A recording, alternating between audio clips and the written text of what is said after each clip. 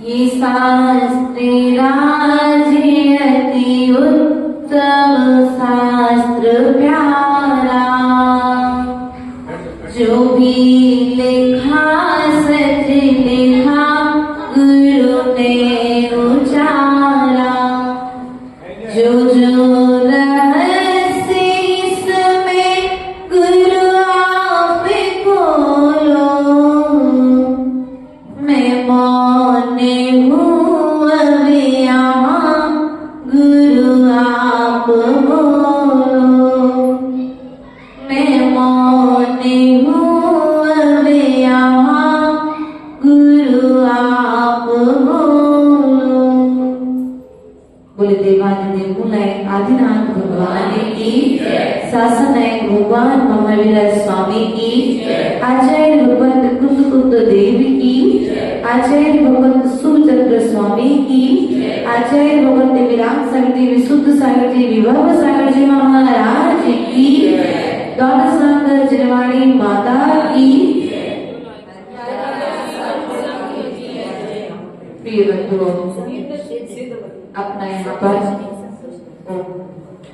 विषय चल रहा था राजा श्रेणिक चरित्र, 5वां पर्व चल रहा है। और 5वें पर्व के अंतर्गत राजा श्रेणिक का विवाह नंद श्री से हो चुका है। और विवाह होने के पश्चात में कुछ समय पश्चात नंद श्री ने गर्भ धारण किया। और गर्भ धारण करने के पश्चात में उसे दोहरा हुआ कि नगर में 7 दिन का अभयदान दिया जाए। और नगर का राजा वसुपाल जब तक आज्ञा नहीं देगा तब तक उस दोहले की पूर्ति नहीं हो सकती थी। एक दिन राजा वसुपाल का हाथी आक्रोशवश नगर में उपद्रव कर रहा था।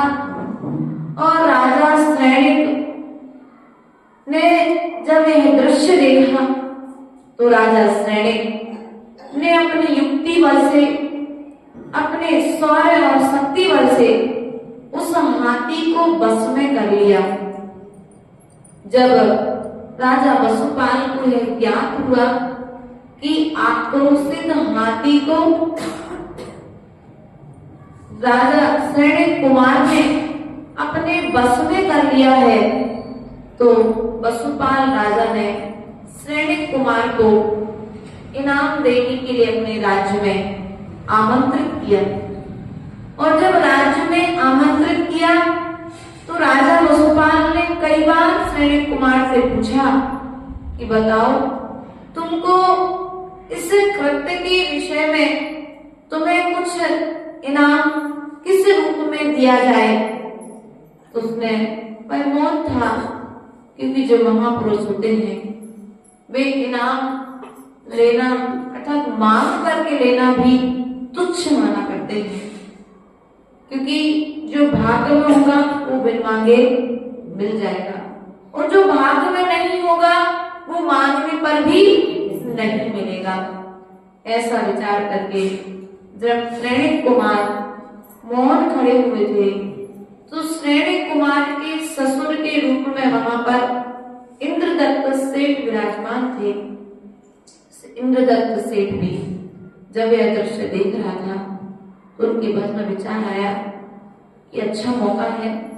राजा बार बार कुमार श्रेणिक से पूछ रहा है कि क्या इनाम दिया जाए। तो इंद्रदत्त सेठ ने कुमार श्रेणिक के मनोभाव को जान करके राजा वसुपाल से कहा कि भगवान, हमारे पुत्री गर्भवती है और उसे दोहरा हुआ है 7 दिन का नगर में अभयदान दिया जाए। यदि आप कोई इनाम देना चाहते हैं तो बंदी गृह में जितने बंदी हैं उन सबको बंदी गृह से मुक्त करा दिया जाए। जिन जिन जीवों को पिंजरे में बंद करके रखा है उन सभी जीवों को आजाद कर दिया जाए। सभी प्रकार के कष्ट अर्थात जो जीवों को दिए जा रहे हैं उन सभी कष्टों से मुक्त करा दिया जाए, अर्थात 7 दिन का अभयदान दिया जाए। राजा ने इंद्रदत्त सेठ की बात को सुनकर के मंत्रियों से मंत्रणा की और मंत्रणा करने के पश्चात में उसने नगर में ढिंढोरी पिटवा दी, 7 दिन का अभयदान। और यहाँ पर अभयदान की घोषणा सुनकर के नंदश्री मानो इतनी प्रसन्न हुई कि उसकी प्रसन्नता का कोई पारावार नहीं था। और प्रसन्नता पूर्वक मन की इच्छा पूर्ण होने पर ऐसे उसके पूरे 9 माह सुखपूर्वक व्यतीत हुए। और 9 माह सुखपूर्वक व्यतीत होने के पश्चात में उसने एक सुंदर से बालक को जन्म दिया। और जैसे ही उस सुंदर से बालक को जन्म दिया तो जन्म देने के पश्चात में जो आगम की विधि है, आदि पुराण में भरत चक्रवर्ती ने 53 प्रकार की जो क्रियाएं बताई हैं कि जन्म होते ही बालक और माँ के बीच की जो जड़ होती है, आप लोग अब उसे क्या कहते हैं, है ना? तो उस जड़ को आज तो अस्पतालों में जन्म होते हैं, पता नहीं हमारे डॉक्टर करते हैं, आप लोग क्या करते हैं, लेकिन जो आगम की विधि थी उस जड़ को लाकर के बड़े लोग ले जाकर के खेत में भूमि में उसको गाड़ दिया करते थे। और वहां पर जब नंदश्री ने पुत्र को जन्म दिया तो उस नार को ले जा करके उसे भूमि का विस्तृत करके उसे भूमि में गाड़ दिया गया। और आकर के पुत्र का नामकरण की विधि धीरे धीरे पुत्र वृद्धिगत हो रहा है। 10 दिन के बाद जो तुम लोग बहुत सारी क्रियाएं होती हैं, बहुत सारी विधि है, लेकिन अब यहाँ पर पुत्र को अभय कुमार का अर्थात जो नंदश्री ने पुत्र को जन्म दिया है, तो उस पुत्र जन्म के लिए नाम की विधि क्या है? आज अपन नाम कोई भी नाम रख लेते हैं, किसी का भी नाम रख लेते हैं, उस नाम का अर्थ क्या निकलता है? क्योंकि आचार्य परमेष्टियों ने ग्रंथों में कहा है कि बच्चे का जैसा नाम रहेगा वैसा ही बच्चे का बाहर में प्रभाव है। नाम के अनुसार भी बच्चे के भीतर में गुण वृद्धिगत होते हैं। यदि नाम अच्छा नहीं है तो उसके फिर गुण भी वैसे मतलब अच्छे गुण भी नहीं होंगे। तो यहाँ पर उन्होंने कहा, भरत चक्रवर्ती ने आदि पुराण बताया नाम रखने की विधि कि एक घड़े में सहस नाम के 1000 नाम, कितने नाम? 1000 नाम। और एक घड़े में 1000 नाम की खाली पर्चियां। कितनी पर्चियां? खाली पर्चियां। उन 1000 नामों में से एक नाम का चयन करना है। कितने नाम का? एक नाम का चयन करने के पश्चात में एक पर्ची एक घड़े से निकालना है और दूसरी पर्ची दूसरे घड़े से निकालना है। और जब तक वो नाम वाली पर्ची मैच ना हो जाए तब तक उस बच्चे का नाम। इस प्रकार से नामकरण की विधि की महोत्सव होता था। लोग इस नामकरण की विधि को देखने के लिए आते थे। कई दिनों तक यह विधि चलती रहती थी और नामकरण होने के पश्चात में वहां पर उन्होंने नंदश्री ने भी अपने पुत्र का नाम अभय कुमार रखा। तो पूछा गया कि उस पुत्र का नाम अभय कुमार क्यों रखा? तो वहां आचार्य सूर्यचंद्र स्वामी ने बताया कि जब यह गर्भ में था उस समय अभयदान देने की भावना हुई थी, इसलिए पुत्र का नाम अभय कुमार रखा गया है। प्रिय बंधुओं, कई संतानें ऐसी जन्म लेती हैं कि जिनके गर्भ में आते ही मन में कुटिलताएं जन्म लेती हैं, और कई संतानें ऐसी जन्म लेती हैं जिनके गर्भ में आते ही धर्म करने के भाव होते हैं। इसलिए यदि गर्भ में आई हुई संतान यदि कोई पापी जीव आया है तो उस पाप कर्म के उदय में भी तुम पुण्य में लगे रहो। यदि तुम्हारे गलत भाव हो रहे हैं तो गलत करने मत जाओ। तुम कुछ ना बने तो अगर साधु संत हैं तो उनके पास जाकर के बैठो, मंदिर में जाकर के बैठो। वो मंदिर में नहीं आ सकते तो कम से कम जिनवाणी सुनो, खोल करके उसे पढ़ने का प्रयास करो। ऐसे अभय कुमार रूपी पुण्यात्मा जीव को नंद श्री ने जन्म दिया। यहाँ पर नगर में खुशियां चल ही रही थी कि राजा गृह में राजा उपश्रेणिक को ऐसा ज्ञात हुआ कि अब मेरा मरण निकट आ रहा है, इसलिए मुझे अपना राज्य अब छोड़ देना चाहिए। उसके मन में जब ऐसा विचार आया तो राजा उपश्रेणिक ने अपना राज्य जो तिलकवती का पुत्र था, ऐसे तिलकवती के पुत्र चलाती को सौंप दिया और सौंपने के पश्चात में अपने आत्मा की साधना में लग गए। और आत्मा की साधना में लगने के पश्चात में उन्होंने अपने शरीर का त्याग कर दिया। अब यहाँ पर पिता का मरण हो गया, लेकिन अभी श्रेणिक कुमार को त्याग, क्योंकि एक इंद्रदत्त सेठ के मनोहरपुर नाम के नगर में विराजमान है, जहाँ का राजा वसुपाल है।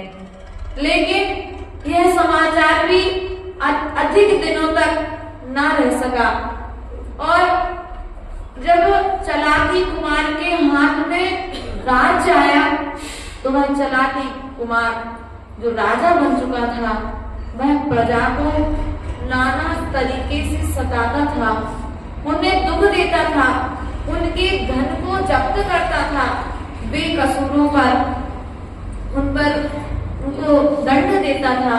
नाना तरह से उसका अत्याचार बढ़ता चला जा रहा था। उसके इस बढ़ते अत्याचार को देख करके एक दिन मंत्रियों ने विचार किया, क्यों ना यह समाचार श्रेणिक कुमार के पास में भेजा जाए। और श्रेणिक कुमार के पास में यह समाचार भेजा जाएगा तो निश्चित ही श्रेणिक कुमार राज्य की रक्षा के लिए राजा गृहनगर जरूर पधारेगा। ऐसा विचार कर एक गुप्तचर के माध्यम से श्रेणिक कुमार के पास में मंत्रियों ने समाचार भेजा। वह गुप्त दूत समाचार लेकर के कई दिनों तक चलते चलते वहां पर पहुंचा और मेघपुर में पहुंचने के पश्चात में इंद्रदत्त सेठ के घर में जाकर के उसने श्रेणिक कुमार के लिए समाचार दिया कि पिता का मरण हो चुका है और पिता के मरण के पश्चात में राज्यकार्य चलाती पुत्र को सौंपे गए हैं, अर्थात राजा बना दिया गया है। लेकिन राज्य कार्य से अनभिज्ञ होने के कारण वह प्रजा पर उत्पात कर रहा है, उसे कष्ट दे रहा है। बताओ हम क्या करें? यह गुप्त पत्र मंत्रियों के माध्यम से आपके लिए आया है। अब आप ही इस राज्य के रक्षक हैं, आप ही इस राज्य की सुरक्षा कर सकते हैं। नाना तरह के स्तुति परक वचन जब दूत ने कहे, क्योंकि दूत जो होता है वह राजा की शब्दों का तोते की तरह कहने वाला राजा का परिचय देता है, इसलिए मंत्रियों के वचन जो कहे थे वो सब उस दूत ने श्रेणिक कुमार से कहे। श्रेणिक कुमार ने जाकर के अपने ससुर इंद्रदत्त सेठ से निवेदन किया, उन्हें प्रणाम किया और कहा कि हमारे राज्य राजगृह से यह समाचार आया है, आप मुझे आज्ञा दें कि मैं अपने राज्य की रक्षा कर सकूं, प्रजा को सुखी कर सकूं और चलाती जो हमारा भाई है उसके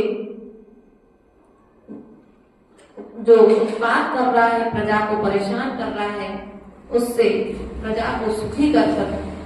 ऐसा विचार कर इंद्रदत्त सेठ तो कौन चाहता कि हमारे घर से दमन चला जाए। उसके पश्चात में उसने जाकर के अपनी पत्नी नंदश्री से कहा और नंदश्री से सब जाकर के कहा। तो नंदश्री ने थोड़ी दुखी हुई, लेकिन बाद में तो जाना तो पड़ेगा ही पड़ेगा, ऐसा विचार कर उसने कहा कि आप यहीं पर रुकना, मैं जब तक राजा ग्रह को का राजा घोषित ना हो जाऊं तब तक आप अपने पिता के घर पर निवास करो, अभय कुमार का पालन करो, उसे अच्छी अच्छी धार्मिक शिक्षाएं दो, गुरुकुल में भेजना, नाना तरह की पूरी नीतिबद्ध तरीके से अभय कुमार का किस प्रकार से पालन करना है, वह सब नीति और युक्तियां देकर के वह राजा ग्रह नगर के लिए यहाँ से चल दिया।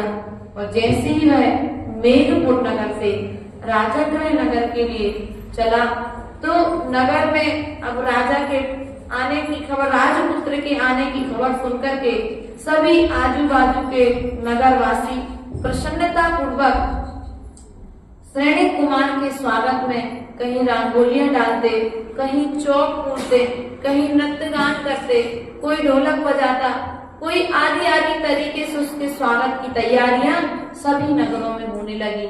और ऐसे नदी, पर्वत, पहाड़, वन, उपवन आदि सबको लांघते हुए वह श्रेणिक कुमार अपने राजा ग्रह नगर के समीप वन में जाकर के, वन उद्यान में जाकर के रुक गया।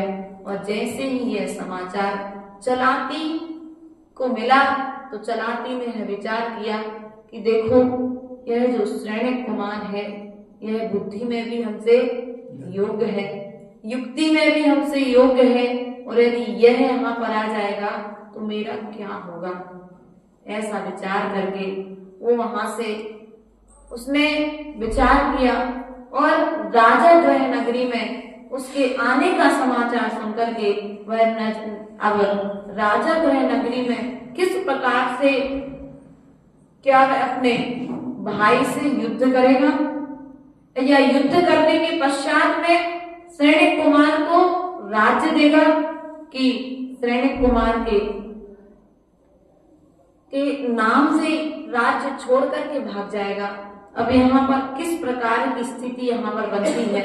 प्रिय बंधुओं, हमें ध्यान रखना है, कभी भी अपना वैभव योग को देख करके दो, क्योंकि यहाँ पर ये जो उपश्रेणिक से गलती हुई, उस गलती का कारण एक था कि जब इसके लिए घोड़े ने, सोम शर्मा के घोड़े ने वन में जाकर के गिरा दिया था, तो उस वीर पुत्र छत्री ने,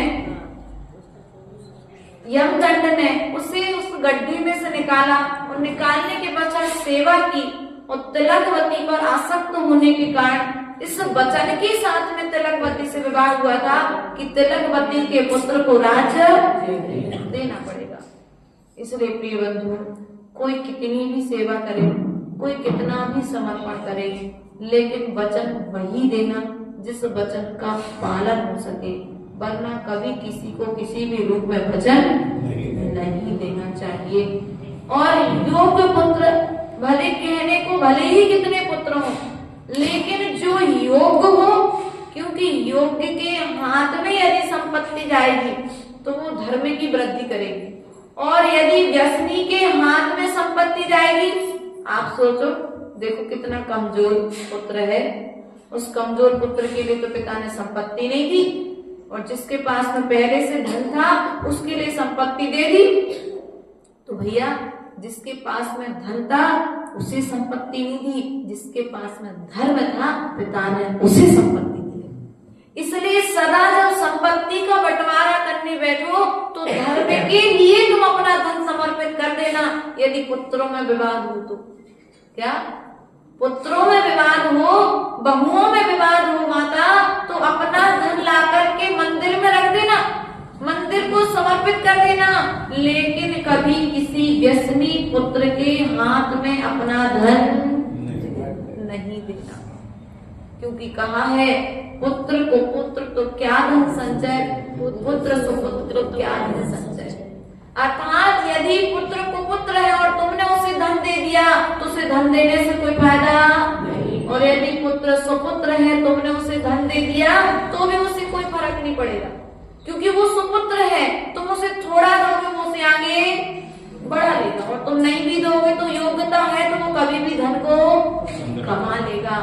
इसलिए प्रिय बंधुओं, हमें इस कहानी से यही शिक्षा मिलती है कि जो कार्य राजा श्रेणिक ने किया है वह कार्य हमें भी कभी भूलते नहीं करना है। अपने पुत्रों का पालन जिस प्रकार से नंदश्री ने अपने पुत्र अभय कुमार का पालन किया, उसी प्रकार से हमें भी अपने पुत्र का पालन करना है। क्योंकि अभय कुमार की बुद्धि और अभय कुमार जैसा चातुर किसी के पास में नहीं था।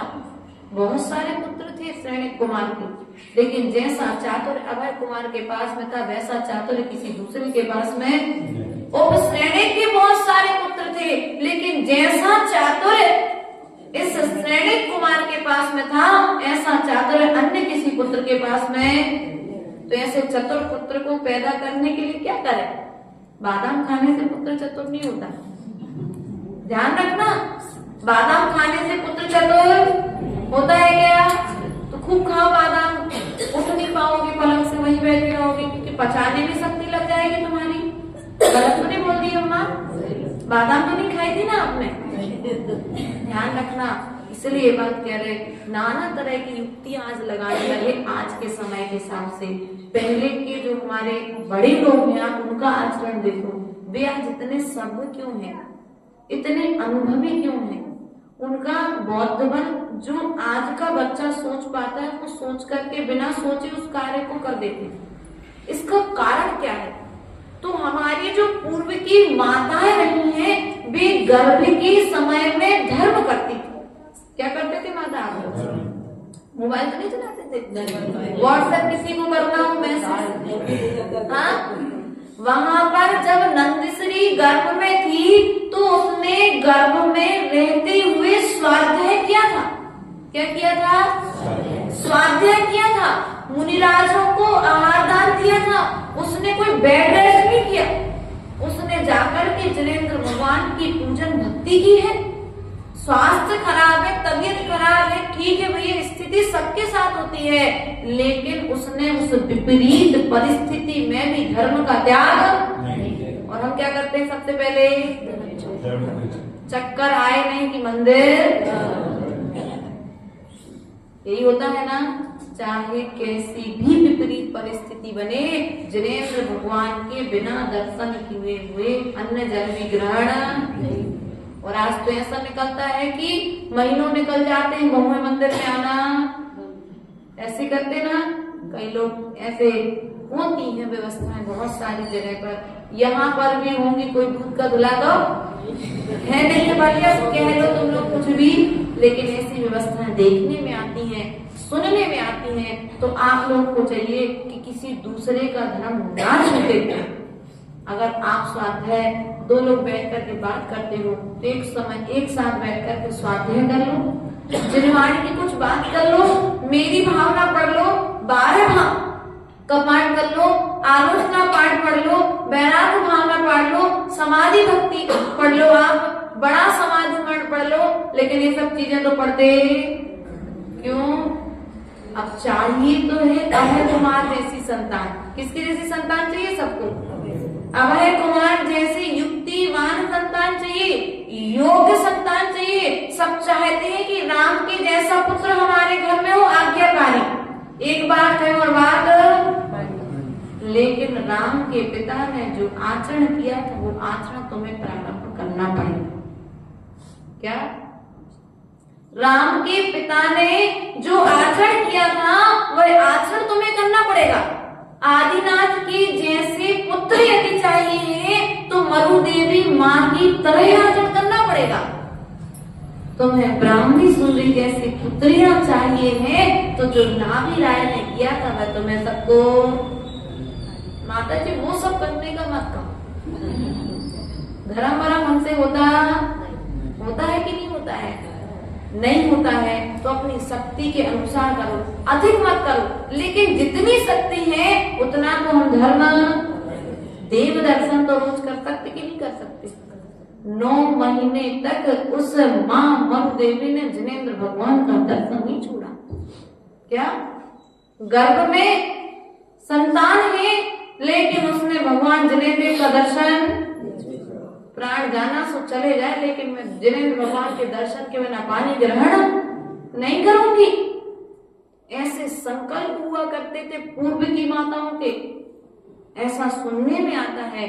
लेकिन हम क्या करते हैं आज, हम धर्म को छोड़ करके अस्पताल तो सुबह शाम जाएंगे, मंदिर के सामने से निकल जाएंगे, लेकिन मंदिर के दर्शन। अब बताओ, तुम चाहते हो कि फल तुम्हें धर्म के मिले, लेकिन बीज बोना। तो यहाँ पर आचार्य परमेष्ठी ने कहा है कि संसार में धर्म के फल से ही उत्तम बुद्धि, उत्तम विशुद्धि, उत्तम संतान, संपत्ति, सब कुछ जो भी आज तुम्हें प्राप्त है सब धर्म का फल है। किसका फल है? मनुष्य पर है। किसका फल है? स्वस्थ शरीर धर्म का फल है। यह मनुष्य जैन धर्म धर्म का फल है। ये देव शास्त्र गुरु की शरण धर्म का फल है। किसका फल है? लेकिन हम इस धर्म के फल को पानी दे रहे कि नहीं दे रहे? आज तुम्हारे लिए मनुष्य पर्याय अच्छी मिली है, थोड़ा सा पुरुषार्थ करना है तुम्हें, ज्यादा कुछ नहीं करना। इस मनुष्य पर्याय में तुम्हें मात्र सम्यक दर्शन और सम्यक ज्ञान और सम्यक चारित्र की आराधना करना है। और जब 3 की आराधना करोगे तो तब आराधना को प्रकट होने में समय नहीं लगेगा। प्रिय बंधुओं, यहाँ पर श्रेणी चरित्र यहाँ पर चल रहा है 5वें अध्याय में। अब यहाँ पर जब समाचार सुना है राजपुत्र ने, अब किस प्रकार से वह अपने भाई से या तो युद्ध करेगा, या तो युद्ध करके राज्य देगा, या फिर बिना युद्ध करे राज्य सौंप देगा। अब दोनों भाई एक साथ रहेंगे कि अलग अलग रहेंगे, आगे इसमें क्या व्यवस्थाएं बनती है, इस विषय को हम पुनः यहाँ पर समझने और देखने का प्रयास करेंगे। बोले भगवान महावीर स्वामी की जय। परम पूज्य आचार्य गुरुदेव विभव सागर जी महाराज की जय। आज पट्टाचार्य गुरुदेव विशुद्ध सागर जी महाराज का जन्म महोत्सव जो आज हमारे बीच में यहाँ पर आचार्य गुरुदेव विराट सागर जी महाराज के स्थान पर लगभग 500 साढ़े 500 शिष्यों का संचालन कर रहे हैं। उन्हें प्रायश्चित और अनुशासन में रख करके एक आज्ञा की डोर में बांधे हुए हैं। ऐसे परम पूज्य उपकारी आचार्य भगवत विशुद्ध सागर जी महाराज के चरणों में हम सभी बारंबार यहीं से परोक्ष रूप में नमोस्तु निवेदित करते हैं और यही भावना करते हैं कि हे भगवान, आज आपने जन्म पाया है, आपका जन्म आपको क्या दे रहा है यह मुझे नहीं पता। आपका जन्म आपको क्या दे रहा है यह मुझे नहीं पता, लेकिन आपका जन्म उत्सव मना करके हम अपने जन्म कल्याण की तैयारी जरूर करें, क्योंकि पूर्वजों का जन्म कल्याण, जन्मदिन, जन्म महोत्सव या अवतार दिवस, आप जिस रूप में भी जो भी शब्द देना चाहें, वे शब्द उनके लिए कुछ नहीं देते हैं, लेकिन उनका जन्म निश्चित ही हमारे जीवन में एक दिन जन्म कल्याण को लेकर के आता है। क्योंकि सौधर्मेंद्र भगवान का जन्म कल्याण मनाने के लिए आता है और जन्म कल्याण मना करके वापस चला जाता है। लेकिन एक दिन जो जन्म कल्याण मनाने के लिए आता है वह सौधर्मेंद्र भी एक दिन जन्म कल्याण को प्राप्त होता है। ऐसे पूज्य आचार्य विशुद्ध सागर जी महाराज, जिन्होंने अपने ज्ञान बल से, जिन्होंने अपने चारित्र बल से और जिन्होंने अपने साहित्य बल से, क्योंकि आचार्य परमेष्ठी गुरुदेव सदा एक ही बात कहा करते हैं कि संत कैसा है ये देखने की जरूरत नहीं है। क्या संत कैसा है ये देखने की जरूरत नहीं है। तुम्हारे नगर में संत नहीं आया, लेकिन अगर तुमने नाम सुना है और उसका साहित्य यदि साथ में है, तुम्हारे पास में है, तो साहित्य बता देता है कि संत कैसा है। अर्थात आचार्य गुरुदेव कहते हैं कि साहित्य संत की आत्मा हुआ करता है, साहित्य संत का परिचय दे देता है। और ऐसे आध्यात्म योगी पट्टाचार्य गुरुदेव विशुद्ध सागर जी महाराज जो आज 8-9 आचार्यों का संचालन कर रहे हैं, 9 आचार्यों के साथ साथ 5 गणनी आरिकाओं के साथ में जो मूल संघ से विराट सागर जी के संघ से जो थी सब माता जी लोग मूल संघ की आरिकाएं, उसके पश्चात उनके शिष्य प्रशिष्य सभी पर इस प्रकार से वात्सल्य लुटाते हैं जैसे लगता है वास्तविकता में दादा गुरुदेव विराट सागर जी साक्षात हमारे सामने आकर के खड़े हो गए हैं। ऐसा प्रेम लुटाते हैं कि लगता ही नहीं कि हमने किसी चीज को खोया है उन्हें देख करके। अभी हम लोग सुमति धाम के महोत्सव में लगभग साथ में रहे और उसके पूर्व तो इतने निकटता से नहीं देखा था, लेकिन जब सुमति धाम महोत्सव में साथ में रहे तो उनके पास तक निकट तक जाने का समय मिला, उनके पास बैठने का समय मिला, उनसे बात करने का समय मिला। तो वास्तविकता में ऐसा लगा कि जब भगवान महावीर स्वामी के समय में चेलना आदि जो रही होंगी, चंदना आदि जो आरिका रही होंगी, वे जिस प्रकार से भगवान महावीर स्वामी से वार्ता करती थी उसी तरह से आपसे वार्ता करके अर्थात आपको देख करके साक्षात तीर्थंकर प्रभु का दर्शन हुआ करता है। आपकी इस अरिहंत मुद्रा को देख करके साक्षात भगवान वीर प्रभु का दर्शन हुआ करता है। और हम आज यही भावना करते हैं कि आपने आज अरिहंतों के मार्ग पर चल करके अरिहंतों की मुद्रा को पाया है। कल आप अनंत अवस्था का फल केवल ज्ञान स्वरूप प्राप्त करके सिद्ध अवस्था को प्राप्त करें। उन आचार्य गुरुदेव विशुद्ध सागर जी महाराज के चरणों में बारंबार नमोस्तु निवेदित करते हुए जो आचार्य गुरुदेव ने चंद पंक्तियां घाटों चातुर्मास 2020 में लिखी हुई थी आचार्य गुरुदेव के जन्म दिवस पर, वे पंक्तियां हम सब यहाँ पर गुरु चरणों के मुख में प्रस्तुत करते हुए यहाँ पर समर्पित करेंगे। आर्या वैदि विशुद्धि देश जिनका जात्यादि भी वंशादि भी है योग त्रय शुद्धता विमलता संस्कार भाषा सभी मेरे मंगल कार्य गो गुरु सदा ही देवता दर्शिनो पूज्याचार्य चर्याचार्य विशुद्ध सागर सदा जीवन दया दर्शियो पाया दर्शन आपका शुभ हुआ जागा हो पुण्य गाया गीत विशुद्ध भाव बन से जिह्वा हुई धन्य पंचाचार्य प्रपालिते समय से उत्साही उत्कर्ष हो चर्याचार्य विशुद्ध सागर सदा जीवंत आदर्श हो तू निर्लेप सदा पवित्र नभसा सामुद्र गंभीरता तूने संग सदा चले पवन सा ये भूधरी धीरता ये गंधोदक सी पवित्र रज है माथा लगा हर्ष हो